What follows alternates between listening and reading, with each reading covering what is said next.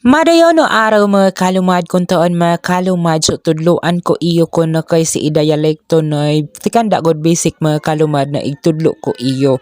So kung taon mga kalumad dumai ano kanito video ko na tudloan ko iyo si idayalekto na para kamaan ka og gayet na kay ta dialekto si idibabawon kani ta Davao de Oro mga kalumad. So si inaan mga kadumaan ko kani mga kalumad kuntoon mga tribal council, mga tribal chieftain to nagkadaiyang barangay, IPMR, and mga tribo kani talungsod talaak meron man meeting na noy kuntoon mga kalumad then atol gayad mga kalumad na araw to munisipyo ta talaak opening kuntoon April 1 mga kalumad. So mga kalumad, ang una kong itudlo iyo si Isabaka. Ibig sabihin si mga kalumad, bot pasabot si Isabaka is isa in Tagalog, in English is one. So sabaka. So madayaw gayad mga kalumad, it means madayaw is beautiful, nindot, ana siya mga kalumad. So madayaw.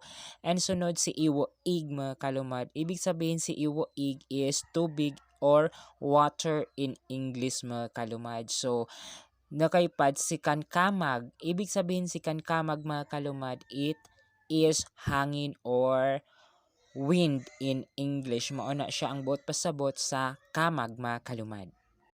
Sunod kong itudlo iyo mga kalumad si ipigtawag ta no Lucas. So ang buot pasabot anang Lucas mga kalumad is lalaki.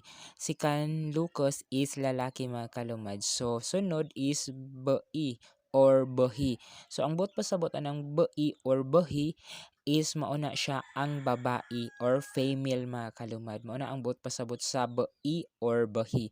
Ang sunod nato mga kalumad is bawbata. So bawbata is ang buot pasabot anang bawbata mga kalumad sa among dialekto is mauna siya ang kanang IP youth or mga batan-on. Mga batan-on na siya. So sunod na po nato mga kalumad ang ako na pong itudlo sa inyo is kining ginatawag nato na kaon. Kaon. It means to eat. Magkaon ta to eat. So sunod nato nga itudlo na po mga kalumad is dahon. Dahon it means leaves or dahon sa kahoy. It for example, kaaslag si kan dahon to kayo.